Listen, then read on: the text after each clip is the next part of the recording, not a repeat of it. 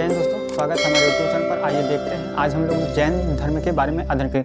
देखिए जैन धर्म होता क्या है पहले समझते हैं। जैन धर्म के संस्थापक किसे कहा जाता है, ये तीर्थकर का अर्थ क्या होता है, ये सारी चीज़ें इस वीडियो में हम लोग समझेंगे। देखिए जैन धर्म का संस्थापक जो होता है ऋषभ देव को कहा जाता है। ऋषभ देव को क्या कहा जाता है, जैन धर्म के संस्थापक कहा जाता है। ये प्रथम तीर्थकर है। तीर्थकर का अर्थ क्या होता है, देखिए पहले समझते हैं। जैन धर्म के प्रवर्तक को हम लोग तीर्थकर कहते हैं। तीर्थकर किसे कहते हैं, जैन धर्म के जो प्रवर्तक होते हैं उन्हीं को हम लोग तीर्थकर कहते हैं। तीर्थकर का अर्थ होता है दुख से परे, अर्थात संसार रूपी सागर को पार करने वाला। तीर्थकर का अर्थ क्या होता है, तो संसार रूपी सागर को पार करने वाला, और इसका अर्थ होता है दुख से परे। प्रवर्तक को हम लोग क्या कहते हैं, जैन धर्म के प्रवर्तक को हम लोग तीर्थकर कहते हैं। ये सारी चीज़ें होती हैं। देखिए जैन धर्म के प्रथम तीर्थकर कौन थे, तो ऋषभ देव। ऋषभ देव को हम लोग जैन धर्म के संस्थापक कहते हैं। तथा दूसरे तीर्थकर कौन थे, तो अजितनाथ थे। अजितनाथ ये थे दूसरे तीर्थकर थे। हालांकि 16वें तीर्थकर शांति थे, जबकि 19वें मल्लिनाथ थे। 19वें तीर्थकर मल्लिनाथ थे, यह एक स्त्री थे। मल्लिनाथ क्या थे, यह एक स्त्री थे। और हालांकि जैन धर्म में यही एक ऐसे रहे जो स्त्री रहे। दूसरी चीज़ें ये सारी चीज़ें होती हैं। देखिए 23वें नंबर पे आते हैं हमारे पार्श्वनाथ।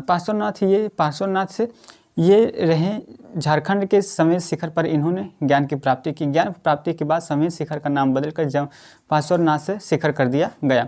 हालांकि इन्होंने जब ज्ञान की इन्हें प्राप्ति होती है तो इन्हें ये चतुरायन धर्म देते हैं। जब ये चतुरायन धर्म देते हैं, इन्होंने चतुरायन धर्म में बताया कि झूठ नहीं बोलना है, धन संग्रह नहीं करना, हिंसा नहीं करनी है, और ये सारी चीज़ें इन्होंने बताया।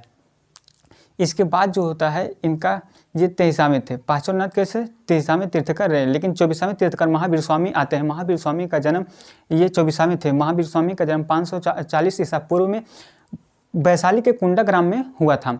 और इनके पिता का नाम जो था सिद्धार्थ था, तथा इनके माता का नाम त्रिशला था। इनकी पत्नी का नाम यशोदा देवी था, और इनके पिताजी जो ये जाकृत कुल के राजा थे, तथा इनकी माता लिक्ष्मी नरेश चेटक की बहन थी। तथा इनकी एक पुत्री थी जिनका नाम प्रियदर्शिनी था। इनके दामाद का नाम जमाली था। हालांकि प्रियदर्शिनी के पति का नाम क्या था, तो जमाली था। ये सारी चीज़ें थी। महावीर स्वामी जो था 30 वर्ष की अवस्था में इन्होंने गृह त्याग दिया, और गृह त्यागने के बाद 12 वर्ष की कठोर परिश्रम करने के बाद या तपस्या करने के बाद इन्हें ज्ञान की प्राप्ति हुई। ज्ञान की प्राप्ति इन्हें जाम्भिक ग्राम तथा साल वृक्ष के नीचे ऋजपालिका नदी के तट पर इन्हें ज्ञान की प्राप्ति होती है। ज्ञान की प्राप्ति के बाद इन्हें कैवल्य कहा जाता है। कैवल्य का अर्थ होता है बंधन से मुक्त, या फिर ज्ञान की प्राप्ति को हम लोग कैवल्य कहते हैं। निग्रो का अर्थ होता है बंधन से मुक्त होता है। जिनका अर्थ होता है विजेता, जिनका अर्थ होता है विजेता। ये सारी चीज़ें हैं। देखिए महावीर स्वामी जो होता है, इन्होंने जो था सबसे पहला उपदेश अपना राजगीर में दिया, जबकि सबसे अंतिम उपदेश इन्होंने पावापुरी में दिए थे। ये सबसे अंतिम उपदेश इन्होंने पावापुरी में दिया, जबकि सबसे प्रारंभिक उपदेश ये राजगीर में दिए। हालांकि इन्होंने जो उपदेश दिए वह प्राकृत भाषा में दिए थे। इन्होंने जो उपदेश दिया उन्होंने प्राकृत भाषा में दिए थे। हालांकि इनकी मृत्यु जो था 468 ईसा पूर्व में मृत्यु हो गई। महावीर स्वामी की मृत्यु कब होती है, तो 468 ईसा पूर्व में इनकी मृत्यु हो जाने के बाद इनके 2 अनुयायी थे। इनके 2 अनुयायी, एक आस्थल बाहु एक भद्र बाहु थे। भद्र बाहु थे या आस्थल भद्र कहा जाता था। हालांकि इन्होंने इसमें 2 भागों में बट गया। हालांकि उसी समय मगध महाजनपद में भीषण अकाल पड़ा। ये मौर्य काल के शासनकाल में, अर्थात चंद्रगुप्त मौर्य के शासनकाल में। तो यह 2 भागों में बट गए। आस्थल बाहु अपने उसी मगध में रुके रहे, लेकिन भद्र बाहु जो हो वहाँ से चले आए दक्षिण भारत कर्नाटक में। उन्हीं के साथ जो होता है चंद्रगुप्त मौर्य भी दक्षिण भारत कर्नाटक में चले आए, और यह 12 वर्ष की भीषण अकाल पड़ने के कारण ऐसा हुआ।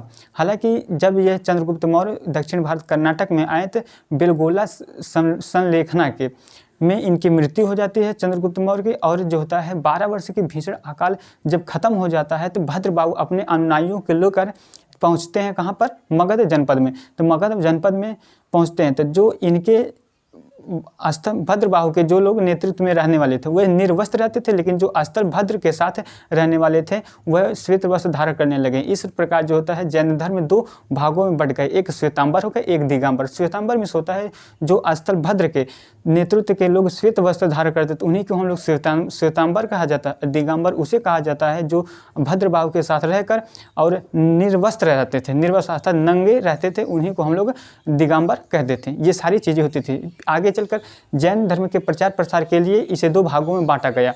प्रचार या विस्तृत प्रचार प्रसार के लिए इसे 2 भागों में बांट दिया गया। एक आता है हमारा प्रथम, इसमें कुछ संगीतियाँ की गई जिन्हें प्रथम संगीति और द्वितीय संगीति कही जाती है। प्रथम संगीति 300 ईसा पूर्व में हुआ था और यह पटलिपुत्रा में हुआ था। 300 ईसा पूर्व में पटलिपुत्रा में हुआ था। इसके अध्यक्ष जो स्थल बाहु थे और स्थल बाहु की अध्यक्षता में ही भद्र बाहु ने 12 अंग नामक पुस्तक की रचना कर दी। 12 अंग नामक पुस्तक की रचना कर दी गई। इसके बाद दूसरे जो होते हैं दूसरी जैन संगीतियाँ जो होती है या जैन संगीतियाँ जो है यह 6ठी शताब्दी में होती है।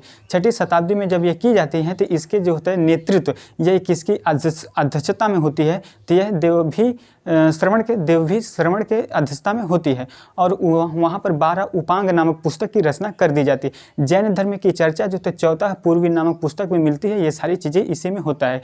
हालांकि ये थे 24वें तीर्थंकर जैन धर्म के बारे में। आई होप आप लोगों को समझ में आ गया। जय हिंद दोस्तों, फिर मिलेंगे अगले वीडियो में, तब तक के लिए जय हिंद।